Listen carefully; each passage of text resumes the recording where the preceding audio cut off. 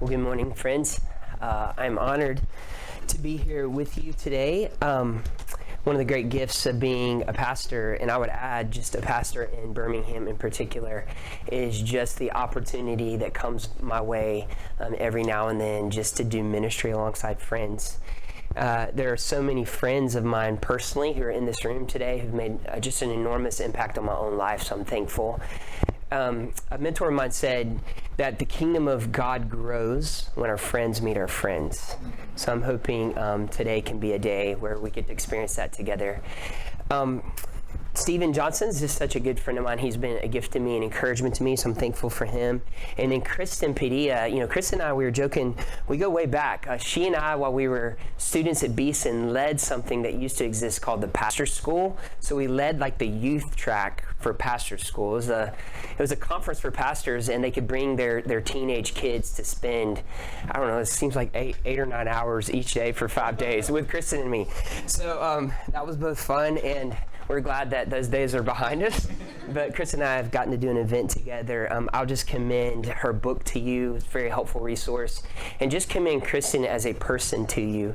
One of the things that I think she can offer in her leadership of the Center for Women in Ministry is just the opportunity to come to your churches. If you're a pastor or a ministry leader and would just like someone to come and help you brainstorm about ways that women can flourish in your church, I know Kristen's available to do that, and she'd be a real gift to you, so I just want to commend her.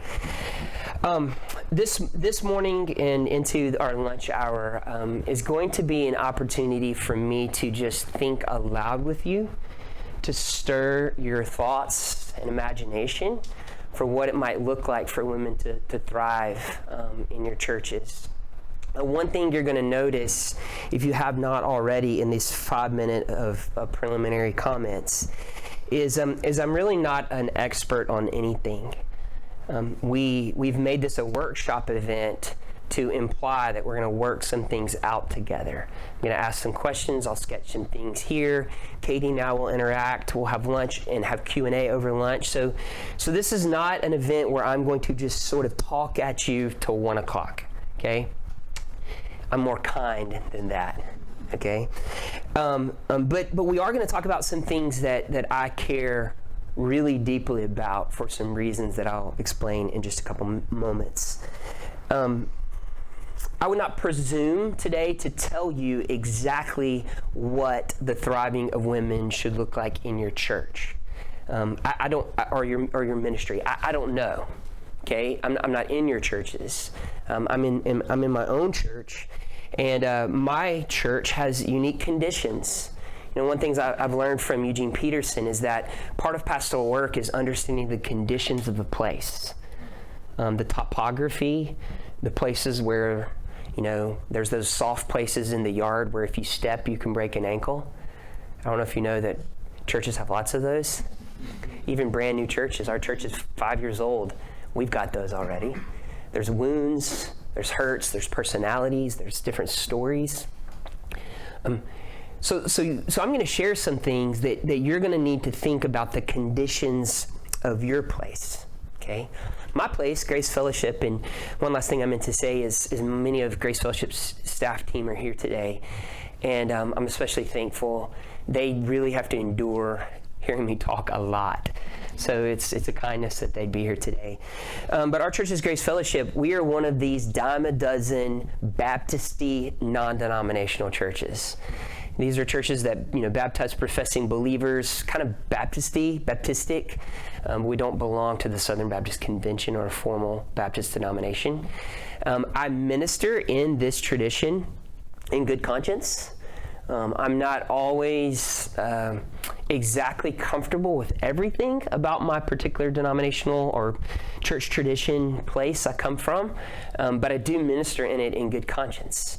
So that's kind of my world. So I'm going to be speaking from the perspective of my world. You will do the work to think about the conditions of your place. So that's just a couple welcome remarks from me. I'm going to read a passage of Scripture slowly that I hope will be kind of a grounding text for our time today. I'm not going to do a exposition of this text. I'm preaching this text or anything like that. I'm just going to read a text of Scripture for you. And then I'll talk to you a little bit about my own personal history. with women, particularly the ways they've impacted and shaped my life.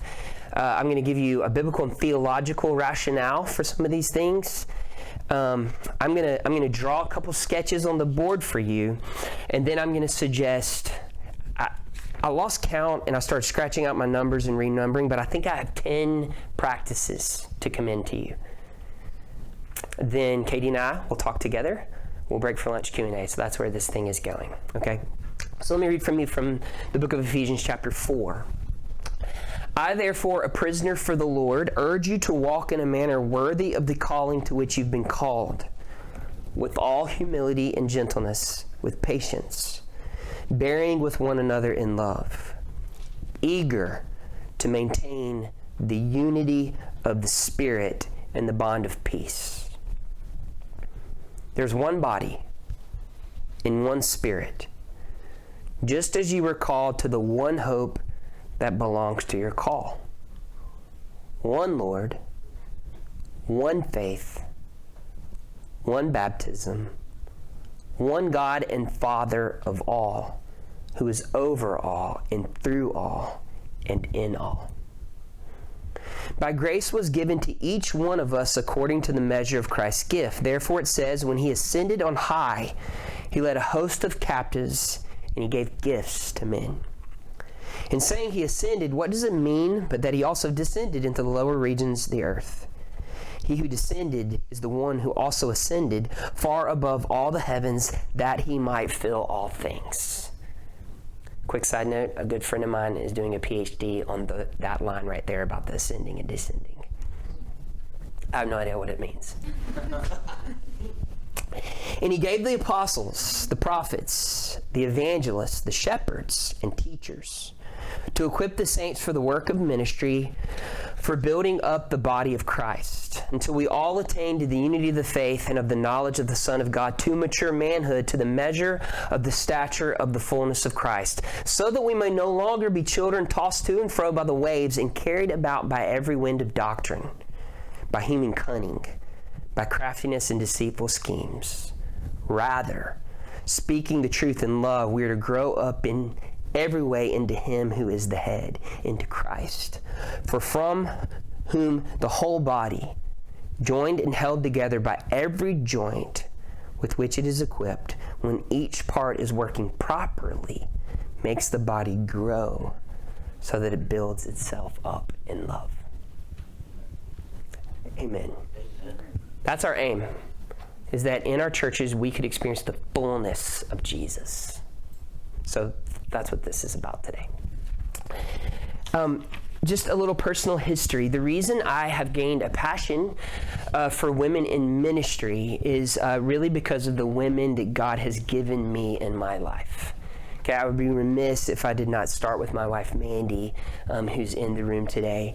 Mandy and I will have been married 18 years in October. And people are always like, are you old enough to have been married 18 years? Well, I just turned 40, and we got married when we were 22, so I'm not even good at math. But does that sound right? But I met Mandy when I was 13, and Mandy has been my best friend since I was 13. So much of my life and just nurture as a human person has come at the tender love and care of Mandy. Now, as if that were not enough, my first real job in Christian ministry, some really nice people in San Antonio, Texas, gave me a job to direct ministry to middle school students. This was a church of 7,000 people. 437 middle schoolers were in my charge. There's much more I could say about that. 50 adult leaders, and this was a large church, and the way the kind of staff structure worked was the boss of my boss was a woman named Sharon Wilson. And words could not even begin to express the ways that Sharon taught me so much of what it means to love and care for God's people. So much of what it means to be a shepherd of God's people, and the way that she, I would say, fanned my gifts into flame in that role marked me to this day. I would tell you that I think about Sharon once a week, probably. She's a massive impact in my life. when I became a student at Beeson Divinity School, you know how when you're a student at Beeson, some of you guys are, some of you guys have been, you know how you pal up with 3 or 4 or 5 friends that become the people you do everything with. You learn with, you study with, you ask for notes from, you send papers back and forth to, you eat together, you kill time together. Well, I had a little crew of friends like that.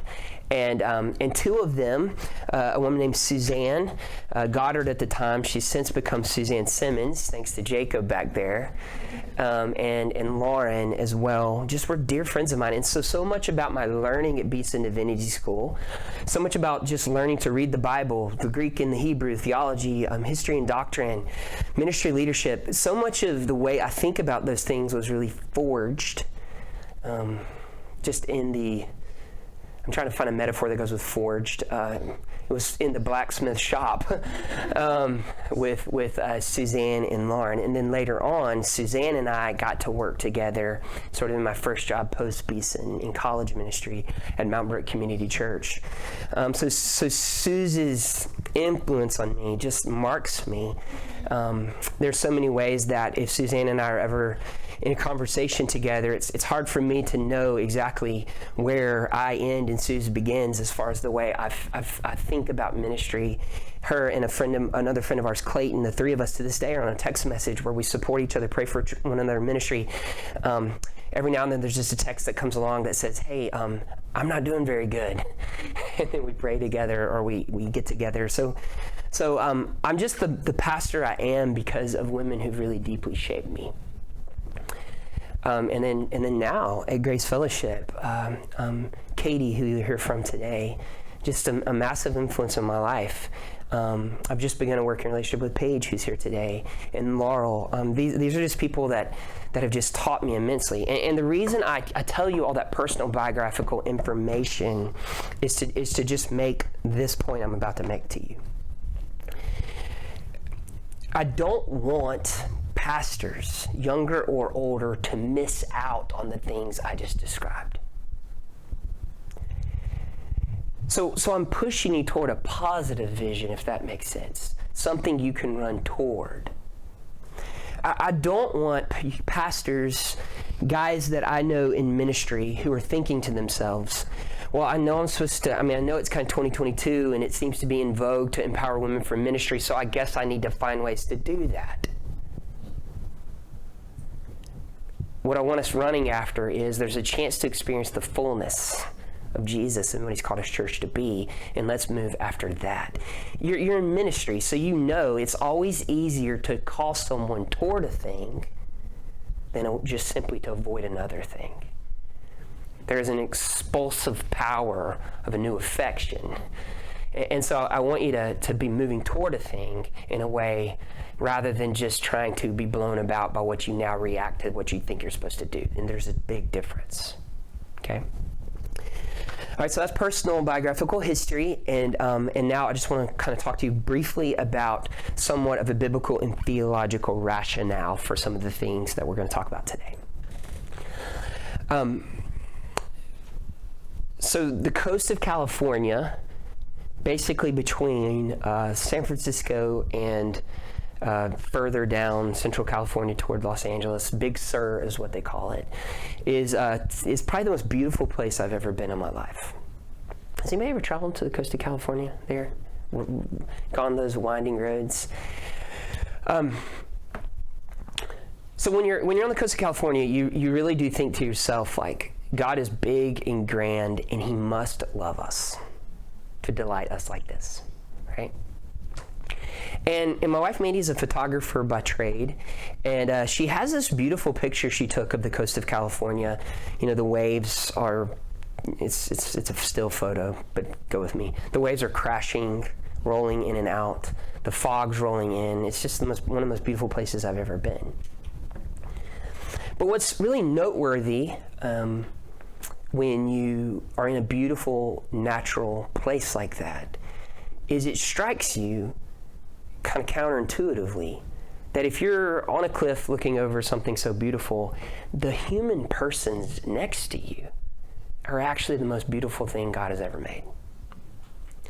The creation story in Genesis 1 cascades And it kind of builds in power and beauty to the point in which male and female are made as the most beautiful thing God has ever done. A human person in front of you, any human person, imagine that now, any human person, has been made to show you something of the beauty and glory of God that no other person, no other thing in the entire world could actually show you.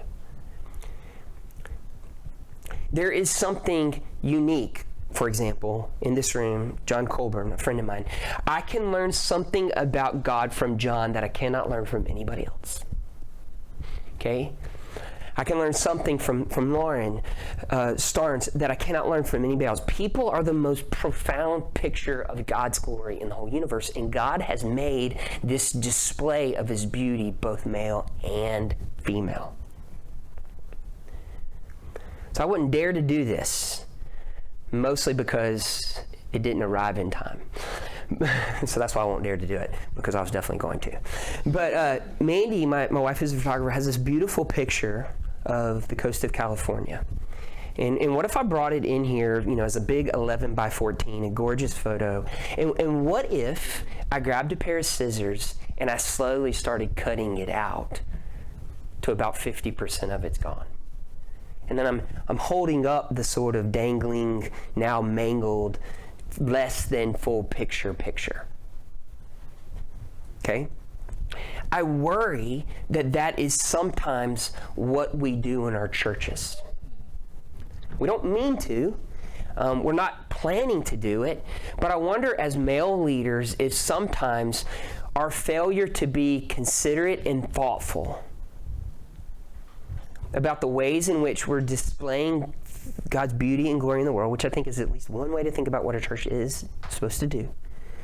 What if we're unintentionally and accidentally cutting out part of that by carelessness, by lack of imagination, by just a failure to be purposeful?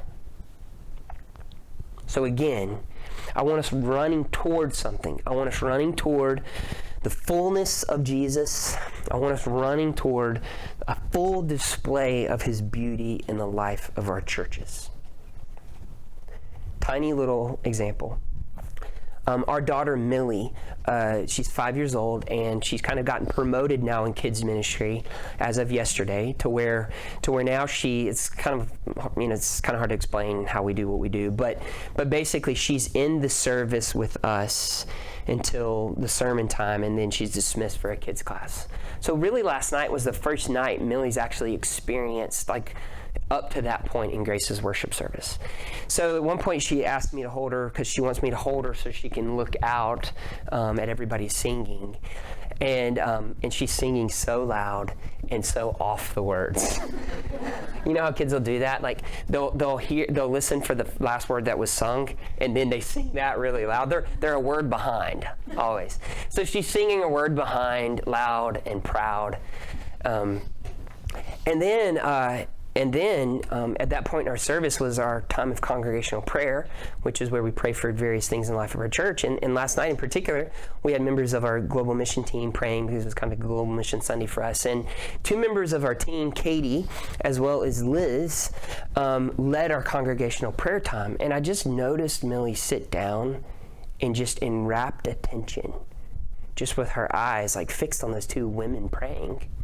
And I remember, I just saw her, and I just thought to myself something Katie and I have discussed a lot of times is, we want to be creating an environment, and I don't know exactly who can do what from the front in the life of your church. That's kind of not the point I'm going to make.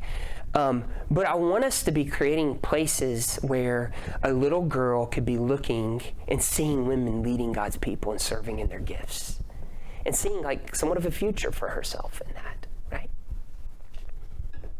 So that kind of happened last night, so I was glad it did. Okay, so that's kind of personal history. That's biblical and theological rationale. And now I want to work my way toward just starting to expand your imagination a little bit. I want to draw you a couple of sketches on the board. Believe it or not, all that was introduction, which should make you nervous. Okay? Okay, so these two famous words, okay? Egalitarian and complementarian. if you're like me, what you'll find is that it isn't quite as clean as that. People ask me all the time, was your church complementarian or is it egalitarian? I'm like, well, it depends on what you mean. Tell me what do you know those words to mean? And people will be like, oh, I don't know. I just think it's something I was supposed to ask you, that kind of thing. And so I don't think it's as simple as, is your church here or is your church here, okay? Although there are boundaries and there's dividing lines with regard to what you think how men and women are supposed to serve in life at the church. But I think what's probably a little more accurate is that these ideas exist on something of a spectrum or a continuum, all right? So I'm gonna mark some markers here and make some comments, all right? So on this side of the board, there might be a kind of, our purposes today, I'm going to call it kind of like a real hard line complementarianism, all right? I think this mostly shows up in demeanor, in tone, in spirit, in attitude, as much as any kind of doctrinal theological position, okay? You can probably, in your mind, imagine names of people who, for example, are on social media that you think of in this category. You can probably think a little bit about what this means. But, so kind of a hard line complementarianism that I believe mostly shows up in attitudes, demeanor, spirit, tone, kind of stuff, right? Maybe there's something not quite showing up in attitude, demeanor, and tone, but then there's a more this direction kind of complementarianism. Maybe there's kindness and grace and spirit, but the opportunities for women to serve in different ways are really pretty limited. All right, I can think of a particular church that I have a relationship with. None of this church's leaders are in this room, by the way. And if you didn't know any better, okay, if you were just an outsider observing, sitting in their worship services Sunday after Sunday after Sunday after Sunday, and you know nothing about these terms, you're not exposed to Christian faith at all, like you have no idea. But from being in those worship services, you would basically gather that women can do 3 things, maybe 4 things in this church. They can be assistants to men, like administrative assistants, secretaries, which, by the way, absolutely nothing wrong with that. People are gifted to serve the body of Christ in that way. It's a beautiful thing, all right? You would assume they can sing, mostly harmony, to the male worship leader, mostly. If you start moving this direction, they can maybe even sing a song by themselves, okay? I shouldn't speak like I know things like this because I don't know much about harmony and melody, all right? And you would assume they can stand up front if a baby is involved. Baptizing one, dedicating one, whatever the tradition typically does. Or if a man is being prayed for some reason and they're attached to that man, like as a wife, they can stand up there. And then perhaps they can do something, I'll call it do something in the back with kids.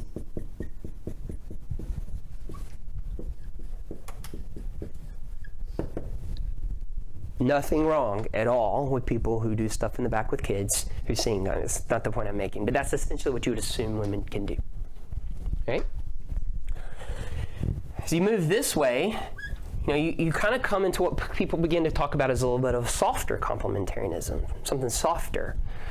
Perhaps the office of elders reserved for men only, men as elders. But you find women leading with different positions of leadership. They head ministry departments. They supervise, staff members. Depending on the kind of church you're in, underneath the kind of authority and watch of male elders. Perhaps they even preach on occasion.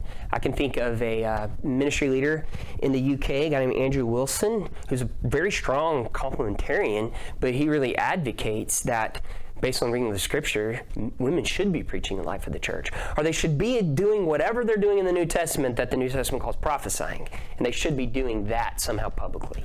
Okay. Again, I'm not kind of saying, and today the goal of today is you to start doing that, or that. That's not what I'm here to do. Well, I don't recommend you do this: the attitude, the bad demeanor kind of stuff. All right.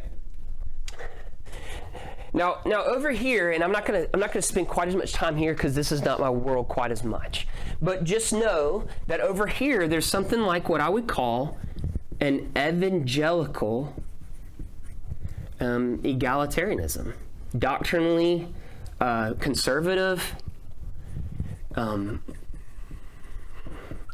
orthodox, based on a reading of the Bible, believe that opportunities for women should be enlarged.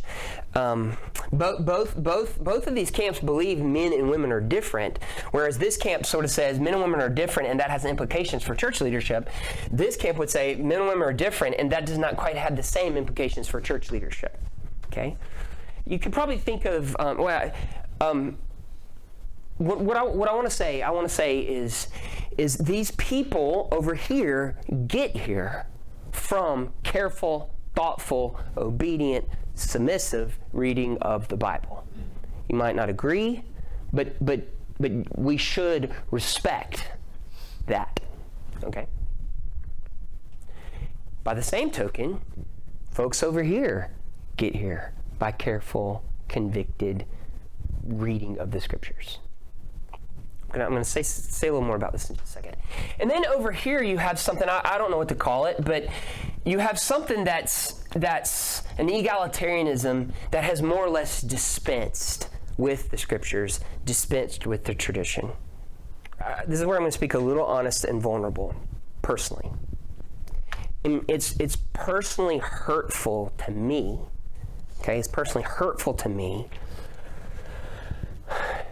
when, because I'm the pastor of a church that is somewhere over in this area, there are people who automatically think that means I'm somehow this.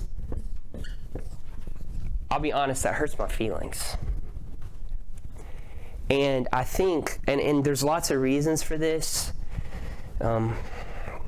culturally and because of scandal and all kinds of other things.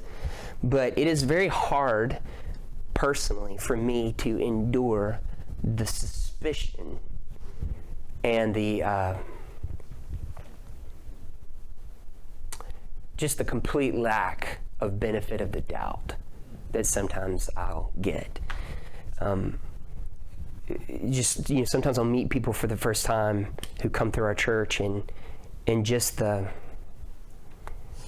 not even sure what's happened in the past, but there's just some real suspicion of me personally. And I met these people 30 seconds ago. That's like really hurtful for me. Okay, by the same token, I also know it's deeply hurtful for those who maybe are here to be treated like they're way over here. Because I've read the scriptures, and I think a faithful reading the scriptures equates to this, to be told they don't care about the Bible, they've given up the gospel, they've abandoned the faith. And so because of the room I'm speaking to today, I just want to urge us to be extremely careful to not accuse our brothers and sisters here of being that. Because it's not true. Okay? So what I'm trying to do for you is to build a little bit of a spectrum in order to begin to kind of challenge your imagination a little bit, and to start thinking through what could be possible for the thriving of men and women in your churches, and women in your churches in particular. Okay, so I'm going to draw you one more sketch, all right? And then I'm going to suggest some ministry practices. This is going to be a sketch that many of you are familiar with, an idea, but because you've never seen me draw before, as I draw it, you're going to be like, what is he drawing? But hang with me, okay? I'm famous at our church for my poor drawings, okay?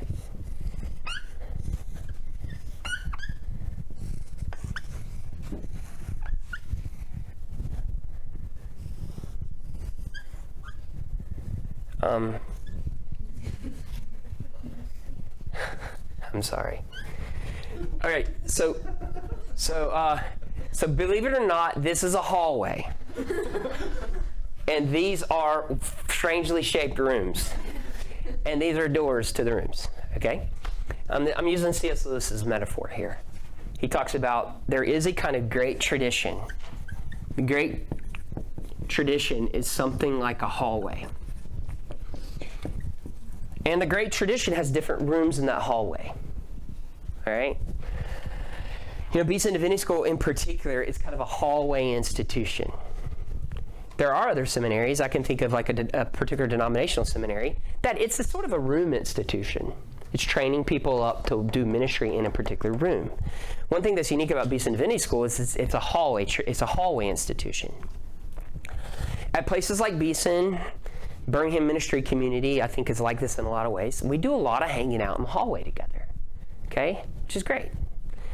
But there are particular rooms. So, you know, there's a PCA room. There is I'll call what we are a Baptist non-denom room. There's lots of these rooms. There's, you know, think of the ACNA, the Anglican Church. Think of more mainline institutions, United Methodist Church, Southern Baptists, Lutherans, so on and so forth as we go.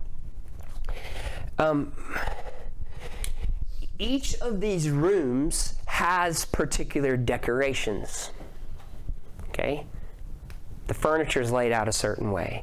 The room has a particular kind of functionality, all right? This is where I'm going to kind of poke your imagination a little bit. But within your room, have you ever noticed how rooms can be redecorated? And you don't lose the integrity of the room.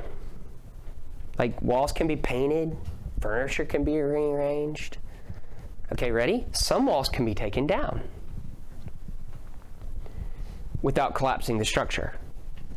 We remodeled our house and we learned that some walls cannot be taken down unless you want to collapse the structure and die in that building, you know? So if you're in a certain room, I don't recommend you take down load-bearing walls because you might die under those. But I remember when Mandy and I moved into our house, you know, we found, this was summer of 2013, we found a house that we could afford. Okay, it was the first time it had happened. And I immediately walk in it and I just say, nope, we can't do it. I can't see it. It's ugly. The tile, like the kitchen, the walls, I got to get out of this room because I can't do this. I can't live in this room. And Mandy was like, chill out, relax.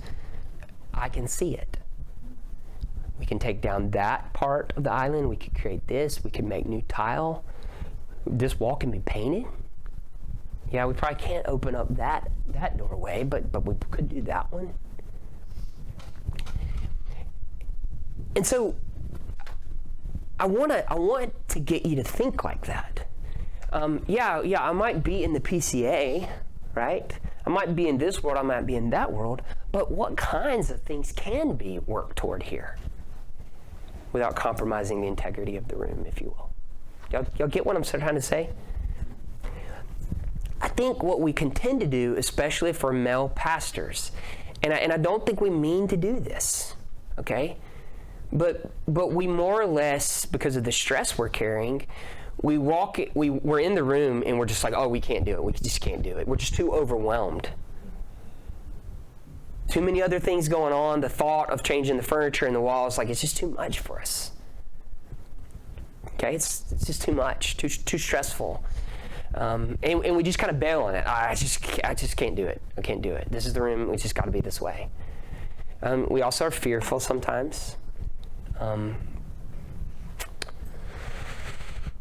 The amount of times that I've been asked in the last 2 years, there's something about the last 2 years that have been unique. The amount of times I've been asked in the last 2 years, what are you really trying to do? As if there's some ulterior hidden agenda driving every decision we're making. And I think this has made pastors like me fearful and kind of jumpy. So if a member of my church were to text me saying, can we get together and talk? I immediately panic about that right now. Talk about what? Can you give me a 17 bullet point description of what you hypothetically might want to talk about with me so I can start breathing again in the next 30 seconds? And I'm sorry that we're that way right now, but I'm telling you we're that way right now. And so the thought of creating some opportunities and changing the furniture, honestly, we're afraid of some of the just the stuff we'll deal with out of that. And I guess what I'm trying to say is let's have courage, right? I mean, when people have asked me, what are you really trying to do? The best thing I know to say is, you know what, honestly, I want to tell you what I'm really trying to do. I'm really trying to follow Jesus personally. And then I'm trying to get home at the end of the day with Mandy reasonably happy with me. That's all I'm trying to do. And if there's a bonus, it's my kids being reasonably taken care of. And that's all I'm trying to do. And maybe the next thing is try to fulfill the job description that was given to me on paper to try to execute. Like, I'm not trying to do anything but that. And I just think right now we're just under a ton of pressure, and what I'm trying to say is that's creating this sort of jumpy, scared to really think about our rooms and what can be done for the flourishing women in our churches. And I guess what I'm trying to say is let's continue to remember we're moving toward the beauty of God. We're moving to the fullness of Christ, which is worth any and every pain and sacrifice. Okay. All right, so now I'm going to commend to you 10 practices. Katie and I will get to talk together after that, and then we'll break for lunch and have Q&A over lunch, okay?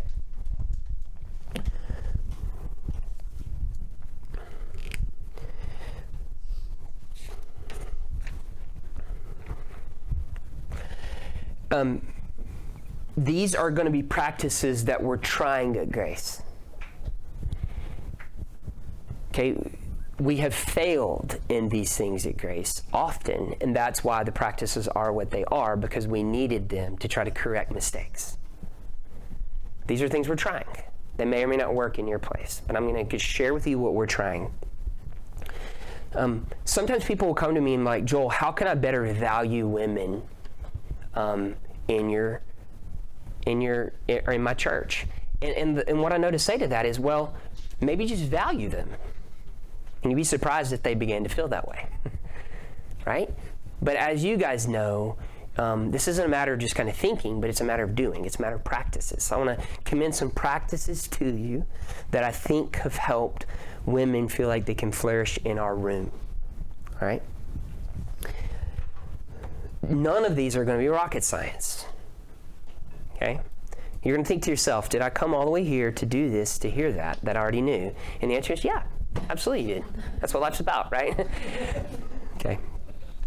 All right, so I'm not going to, well, maybe I'll write them as we go. So number one, and it's not rocket science, is just simply seeking to understand, all right?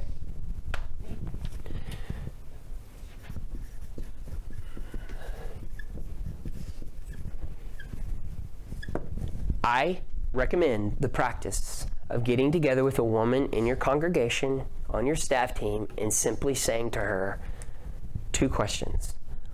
1, what have been things that have really helped you feel encouraged as a woman in church? And when you ask that, listen to what you do next. You listen to what they say and believe them.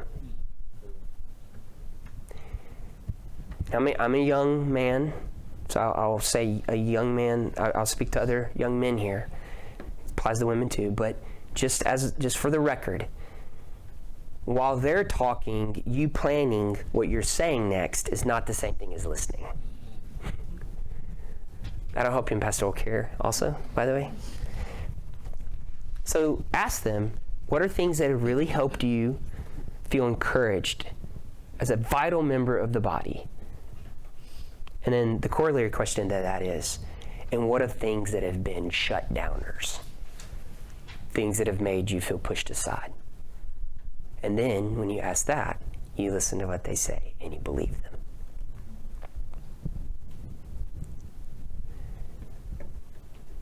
And sometimes they might be things you've done. And that's okay. You should be glad they told you. So seek to understand, not rocket science, okay? The second practice is I'm just going to call at the table. And I'm going to define table a unique way here. You guys know in any organization, any church, there's sort of the table. There's the place where the stuff really gets talked about and decided and thought through carefully. I just encourage you to make sure as a commitment that you always have women at that table. And what I mean by that is they don't have to attend every single elder meeting as an example or whatever, but just to know that a woman's presence and voice is always at the table. All right? So at Grace Fellowship, we really kind of had three tables, if you will. There's kind of my personal table. So if that's a table in my office, it's the one-on-one conversations that I'm having with women in our church, both staff and lay, about decisions we need to make, things we need to do, to just kind of consult their thoughts on what they think we should do. Hey, can I just get your perspective on this? We think we might, I don't know, whatever it is, buy this building or, do whatever. What do you think? At Grace, it's like my table, if you will, the one-on-one. At Grace, it's what we call our ministry team table. This is the Monday morning staff meeting, okay? It happens at 10:30 on Mondays till about 12 o'clock. We have a commitment at Grace to always have women around that table. My staff team is sad today because we're not doing it today. They're so sad. They're so sad they're missing our meeting, aren't you guys? They're so sad. Yeah. And then a third table that we have at Grace is our elder table. Okay, and at Grace Fellowship, only men serve in the office of elder, but we are trying to thoughtfully, create avenues by which women's perspectives come to bear at that table. So whether that is like a congregational advisory team that consists of both men and women who can speak to issues. We've started these things we call Grace Fellowship feedback groups. So it's basically we gather representative members of our congregation, both men and women, to just bring them in a room and open the curtain of the kinds of things we're thinking about and praying about, and for them to give their perspective on. That way, and then our elders are present for that, listening, so that then they can advocate for those ideas kind of at our elder table.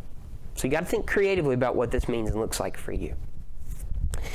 I just know I've been in pastoral ministry since 2005, so 17 years of pastoral work. I cannot tell you the amount of times where a decision has been made, a plan has been made, it's been communicated, and then a woman in my life who I love dearly, Mandy, says, it's fine. It just sounds like something men came up with. And she doesn't mean it as a compliment. Like impractical, like no one thought of that or this. And you just benefit a lot by having women at the table. But again, not as an idea, but tell me the tables where they're actually going to be and what that's going to look like. All right? Okay, one quick side note to all of these. It means a lot when men, we initiate this. Rather than sort of pressuring women to be sort of pushy or slippery enough to try to force us to do it. But when we lead in initiating their involvement, it just means a lot. Okay, second thing I'm going to call it is leading from the front. And what I mean by this is kind of the platform in your gathered worship service, okay? Whatever ways are appropriate for your room, right? So at Grace Fellowship, when you think of the liturgy of our worship service, we have our call to worship and invocation. This is when we read scripture together and someone prays a prayer about our worship service, okay? We always want a woman leading from the front in some way in our worship service, and there's an opportunity for us. Leadership of our music. And maybe more than just singing alongside, but even playing the worship service, just directing, singing in response to the Lord in worship. That's an opportunity for us.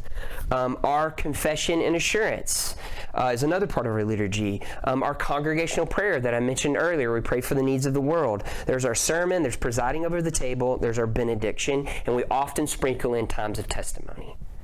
So at Grace, we think through which avenues are a responsibility for like our elders only, which ones aren't, and then always having commitment in every worship service to make sure a woman's leading a piece of that liturgy. Does that make sense?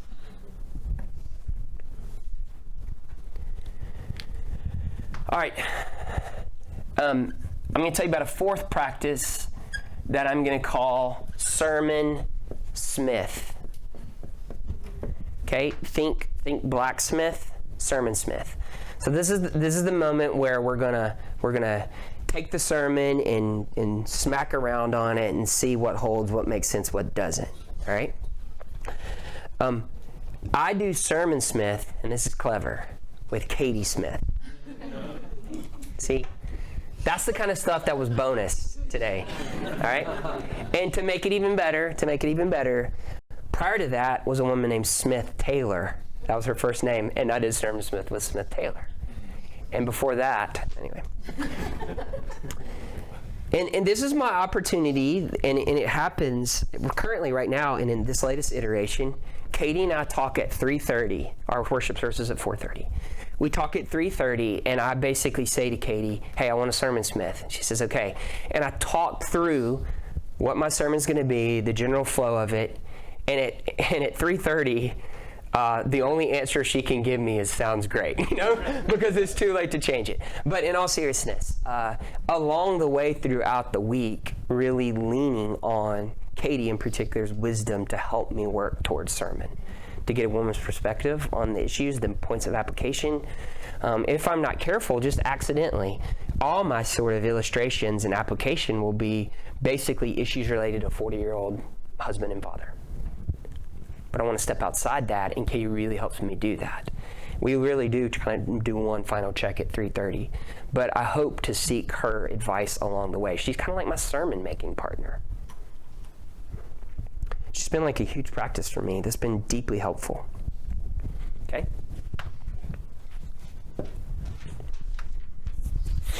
All right, a fifth practice. This begins to bleed into some of that structural work that we have to do when we lead churches. Staff title, parlance, jargon. Just when you use certain titles around your church, what does that title actually mean and imply? And to do careful work on deciding what titles mean what. Okay? Because what normally, no, I shouldn't say normally, but what will often happen in churches that I've noticed on this side of the board, if you will, is if you want to hire them and they're a man, you call them pastor.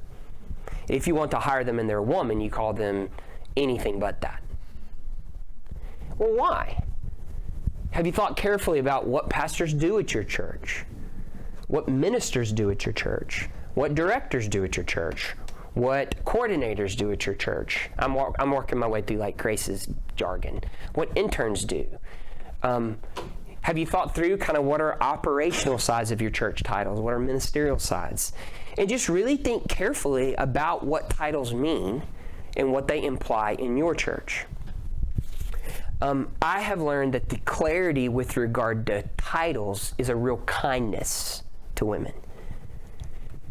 Because one, it does help empower them. It also helps children protect them in the sense that a lot of times if a woman carries a certain title at Grace, if we've not been clear about that, people will then become super suspicious of her. And she feels like she's doing something wrong because she's serving God's people. So being clear about what titles mean, and for that to be just clear to people, even in your church. So we have a document. We have this entire folder of things that lives on, I guess, Laurel's computer. And one of the documents is staff titles document. And it's just like it's like 4 pages of what our titles mean and what they imply. My friend Josh Housen, who's an organizational genius, can do nothing but laugh at his friend right now. Okay. All right, and sort of related to this, here's a 6th practice. Related to this is just really going out of your way to seek clarity about, what you really believe about this. Something that I had a conversation with Lauren Starnes in the room about this last week. She helped me with this talk, and she just kind of used the phrase, clarity is kindness to people.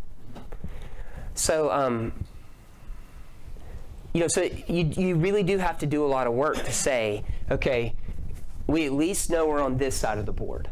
Well, on this side of the board, where are we?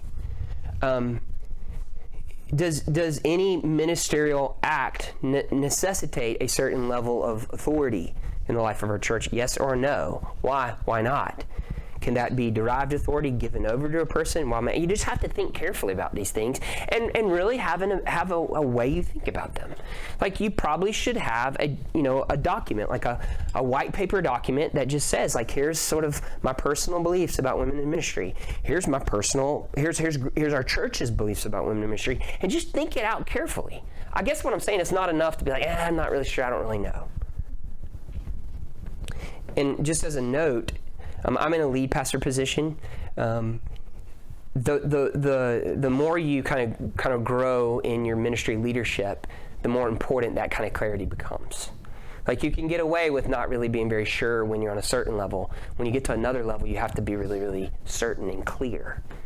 Even where you're uncertain and unclear, stating that plainly is helpful. You don't have to know all the answers. There's some ways that we practice things at Grace Fellowship on this side of the room, because that's the kind of, this side of the board, because that's the kind of tradition we're a part of, that I'm not totally sure about. And I'm asking deeper questions about, I'm trying to read and think deeper about, for the sake of even creating more opportunities and avenues for women in the life of our church.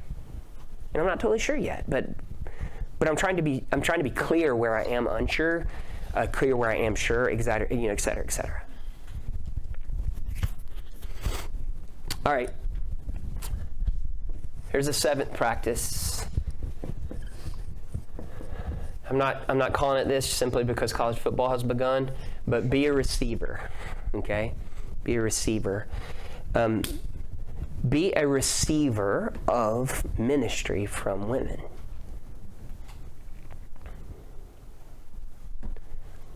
Learn from them. If there's environments where they teach, go sit there. Get your notebook out. Learn. Don't be afraid to lean on women on your team for encouragement and help and support. I've kind of alluded to the fact that I've just felt a lot of stress lately in ministry. I feel like my ability to handle some of the stress of ministry has really just almost evaporated in the last couple months. And I've mentioned that to women on our team for them to encourage me to be a receiver of ministry from women.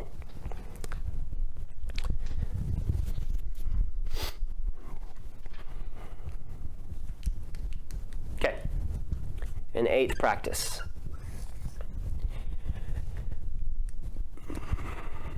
Katie Cole, in the book that Kristen mentioned earlier, brings up this point, which I think is helpful, is thinking through the vocations of women in your church. A lot of women lead and are very accomplished in a variety of ways in life of your church. And what would it look like to seek their assistance to bring those gifts to bear for the building up of the body? Okay? And from a woman's perspective, So for example, there's a woman in our church who's an extremely gifted attorney, and her specialty, like her expertise, is legal matters relating to organization, polity, and stuff like that. Like for, I'm not allowed to say some of the organizations she works with, but like she is a bylaw genius, literally. And Grace Fellowship needs to revise its bylaws. I'm not the smartest guy in the world, but she's helping us revise our bylaws, and she's thinking of things from a woman's perspective that I'd have never thought of. She's thinking about abuse protection measures that I'd have never thought of. She's thinking of all kinds of practical matters, biblical theological matters that I just never would have necessarily considered. And it's important for anybody in your church who serves you in their vocational gifts, pay them for it, if they'll allow you. All right, this one is related to kind of at the table, maybe the one-on-one bit, but I'm just going to add this, call it standing meetings. So standing meetings. So on a quarterly basis, there's 2 or 3 women at Grace Fellowship that are in the congregation that on a quarterly basis, we just kind of have a standing meeting where I'm going to get together with them just to seek their thoughts about things related to our church. Okay? They're just sort of a counsel to me. And it's just kind of it's on my calendar. I'm going to get together with them to just seek their wisdom and advice in the life of our church. It's kind of similar to being at my table, if you will. But I think I'm trying to emphasize here just the regular pattern of that. Just having it as a regular part of the rhythm of your work. Not just needing to talk to them when a crisis arises, but it's just part of what you do. Because again, they can watch for things and see things that you want. Here's some examples of titles. Yeah. Those meetings on number 9. Yeah, examples of what now? Like, do you have more than one? Oh, yeah. So there are 2 or 3 women that I meet with just on a quarterly basis, and I'll discuss things like, one thing at Grace Fellowship right now is we're really stuck with regard to our facility issues. So I sit down with them and say, here's some facility issues I'm trying to think about. What do you think about them? That kind of thing. Some of it's related to governance. We're going to organize our bylaws or revise our bylaws in some ways to kind of add some greater degree of congregational participation. What do you think we should? Just basic ministry issues that arise and things that you're asking their opinion on. So notice, these meetings are not necessarily tied to women in the life of the church. They're just about the church with women's perspective, which I do think is important, really important. All right, and then the 10th thing, and this is one that's a little heavier that I want to bring up is, and I'm getting this from a woman named Jen Wilkin. Beware of ghosts. And I'll explain. Ghosts.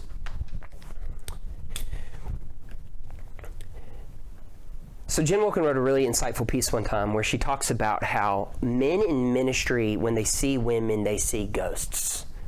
And it's one of 3 ghosts. Ghost number 1 would be the usurper. You know that word from 1 Timothy 2, the usurper. Like there's a woman in your church, she's interested in ministry, so you see a ghost. You know at the end of the day she's going to somehow try to mess something up by overstepping her bounds and usurping authority. And you begin to respond to her and react to her as if she's that. It's only a matter of time when she starts doing that. I want to remind you that as a pastor, you don't want to be seen as a ghost. So maybe don't see others like that. Ghost number 2, according to Jen Wilkin, is the seducer. There's a woman in your church, she's interested in ministry, and you see a ghost. You know at the end of the day, she's going to somehow try to start an affair with you. And you're playing defense always with regard to that.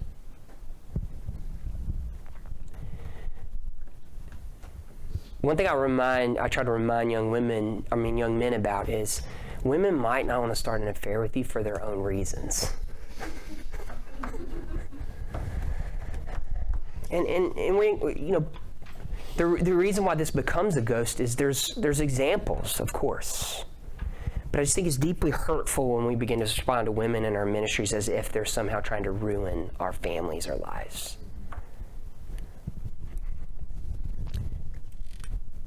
All right, and then ghost number 3, Jen Wilkin calls it the child. She doesn't really know what she's talking about.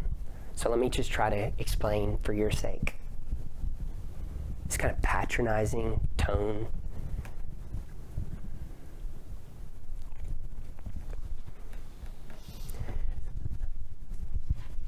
I think we just should be aware. Okay, so I'm going to invite Katie up, and we're going to talk for a few minutes. We'll break for lunch and have some Q&A over lunch. Okay, great. Okay, so Katie, one of my dearest friends, I thought it'd be helpful to hear from her perspective. And then in about 10, 15 minutes, we'll break for lunch and have some Q&A. Katie, I want to just publicly ask you the question that I spoke of. What have been things that, what are practical things that help you feel empowered as a woman in ministry in a church like ours? Question 1. Question 2, what have been kind of shutdowners? Okay, so I guess to provide a little bit of context, I feel like empathy is what really like moves us, not necessarily a lot of information. So again, I graduated from Beeson. I serve as a minister on Grace's ministry team. So as a woman in the South, in Alabama, working in a, what did you call it? What's that column? Complementarian, soft complementarian context. I bring with me not thousands, but maybe just hundreds of years of, hundreds, not even, lots of years of just maybe like assumptions by culture. So that is coming with me in a room, whether it's Beeson Divinity School or Grace Fellowship's office or Second Presbyterian where Grace meets, or the grocery store, or really anywhere that ministry happens.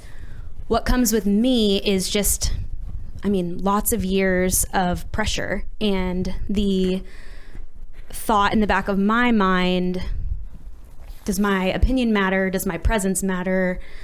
Are things being assumed about me that aren't true? Just this awareness of threats and assumptions by culture. Now, that's not anyone's responsibility to manage but my own. But it is something really good to be aware of as a pastor or a minister, is that a lot of the women in your congregation are probably questioning and wondering, do people value me here? Am I taking up too much space? Does somebody see one of the ghosts or see me and think of one of the ghosts? That's just in the back of my mind. So I wonder if it might also be in the back of the minds of the women that you are serving. So Joel and I use this metaphor to describe me, and I'm not saying this is all women, but I'm betting it probably is other women besides me, but we describe me as a light switch. So I think I've grown in this dynamic a little bit, but for the most part, when I'm present in a meeting, especially on our ministry team, the lights are either on or they're off. And usually whether the lights are on or off are dependent upon how people are interacting with me. So some of the things that, do you want me to do lights on or off first? Whatever you want. We'll go negative and then positive so we can end on a happy note. Okay, so some of the things that kind of shut the lights off in the world of Katie Smith are being interrupted or talked at. And that's not something that I think we always realize we're doing. But I can really sense when I'm pitching an idea or in a pastoral care consult moment or meeting with Joel or meeting with somebody else on our ministry team. I can really intuit and see when you're just thinking of the next thing or thinking about your idea. Or I can really feel overwhelmed by just a large mass of words in response to what I've said. It just can tend to make me feel like you just think I'm a child, or makes me wonder if you really value my voice. Another thing that really makes the lights go off, and this is going to be like a tricky dynamic to navigate for maybe some of you, but I called it like the performative inclusion of me. I wonder if any of you have ever been in a situation where you feel like maybe you were only included because you fit a particular like minority voice. And it's not actually who you are or your gifts or what God's called you to that is the reason why you're being included. It is just because you are X, Y, or Z. Now, that's tricky here because some of you are like, well, how do I even get started? Like, our women are just going to be suspicious of me. Maybe. I'd say, like, get started.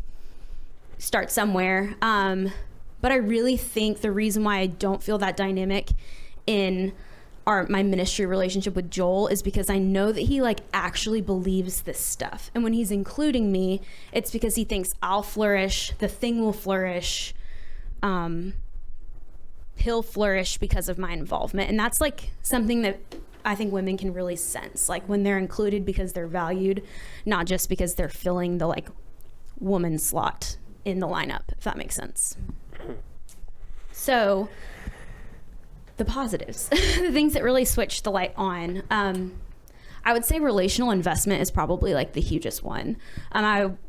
Joel and I had like processed and thought through this a lot. And I think the thing that helps me feel most empowered by Joel is that I know that he knows my gifts and he knows that my gifts are valuable, but not just that, he like knows me and he thinks I'm valuable. And the thing, like who I am is more important than what I can offer to the table. And it makes me feel safe and I think safe to like be present and using my gifts. I don't think I've always realized the importance of that, of feeling like someone has my back so I can like be free to flourish. But that feeling of someone having your back isn't something you can just like turn off. It like actually has to be nourished and nurtured. And I think that's through relational investment. The second thing was clarity of roles. Joel kind of talked on this. Clarity of beliefs and roles, yeah. I was sitting at breakfast with a bunch of friends that we all went to Beeson together. We're all from different traditions, and I don't want to give away too much information, but essentially one of the women was kind of grieving that she had joined this church plant with the understanding that she'd be able to preach. And the pastor who had hired her had kind of said, like, this will be something that's available to you. And so she was hopeful, excited, moved her family, and then later down the road found out maybe that some beliefs had changed around women preaching. And we were sitting there and I was like, that's just wrong. Like, why does that feel so wrong to me? And what I realized is the reason it felt wrong, because I mean, I don't preach in my role at Grace. So it couldn't have been just about the preaching. But I think what I realized in that moment was what felt so wrong was she was promised, like over-promised one thing, and then it was under-delivered. So she signed on to something thinking, I'll be able to use my gifts in this way, and that was just kind of pulled from her. So I think, again, like Lauren said and Joel repeated, like clarity is just kindness. And I know we can all be tempted to use words or overpromise things with this like hope that maybe they'll come to fruition. But if you can just like be clear about what women can actually do in your body, you'll really set them free to flourish. And then finally, something that turns the lights on for me is opportunities to like actually do the thing. I can't tell you how much it means to me that like before Joel preaches, I get to like hear his sermon, and he doesn't do that because it's like, okay, I need a woman to listen to this. Like, he does it because he wants me to do it. And I can't tell you how much it means to me that I get to participate with our elders in offering pastoral care to our congregation, not just because I'm a woman, but because I'm Katie Smith. And I think like it's one thing to like give things off to women because you don't want to do them. It's another thing to give opportunities that you would love to do to women because you believe in them and you believe that their presence and voice and that it matters. So yeah, I guess giving me the opportunities to like actually do the thing. Yeah. I'd love for you, we didn't talk about this in advance, but I'd love for you to just kind of speak a little bit about your interaction with our elder team. Yeah. Specific in general, but specifically when I was on sabbatical last summer. Yeah. And some of the things about that. Okay, great. So last summer, Joel was on a sabbatical, which was awesome for him. Sad for all of us. I learned just a little bit about the pastoral care load and said, oh man, I don't ever want to be a pastor of a church. So our elders oversee like each of the departments, I guess. Like each elder is over a department. So my particular elder is Jason Little and his wife, Michelle. And basically like we're over pastoral care, and as congregational care needs arise, Jason really serves as like a support to me, but also like he's asking me for wisdom. It's a very like mutually interchangeable relationship. Like something pops up and he has questions about like how I would handle it or go forward with it, and I kind of consult and he does the same. Like we do the same for each other. So it's very like partners in ministry. Obviously like I see him as an elder, but it feels more like a partnership. Yeah, beautiful. Anything you would add related for the women in the room? Yes. But also speaking to the men in the room? Yeah, so final points. To the women in the room first, you may be listening to this being like, oh man, this is great. I just would want to challenge you that all of these things, all 10 of these things are not just for pastors to like do in their congregation, but they're for us to do too.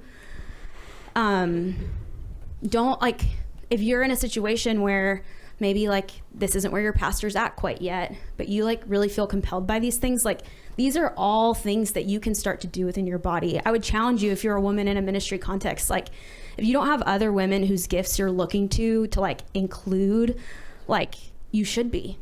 I think so often because there are fewer ministerial opportunities for women, especially in Birmingham, we can like feel tempted to like hold on to them and it'd be like a scarcity mindset, but it's not. Like when we include other women in this, we let other churches see what it looks like for lots of women to be a part of ministry, and like we just can trust God with opportunities and resources he like will provide. And so I would just really encourage the women in the room to know that this isn't just for like men to work out, but this is for us too. Yeah, and if I can, one of the things that Katie's done I think is really beautiful is in her position, you know, she could own the thing and do all the stuff, take advantage of all the opportunities, but you know, she created this women's ministry team in order to help her. So I would say Katie is probably the biggest champion at our church for fanning gifts of other women into flame. So thanks, Joel.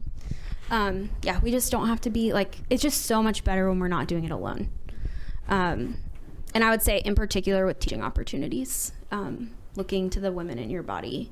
And we have a lot of Beeson women, which like makes it kind of a no-brainer, but doesn't take an MDiv to like do women's ministry always. So I would just challenge you to include other women, raise other women up so that you're not the only one represented at the table.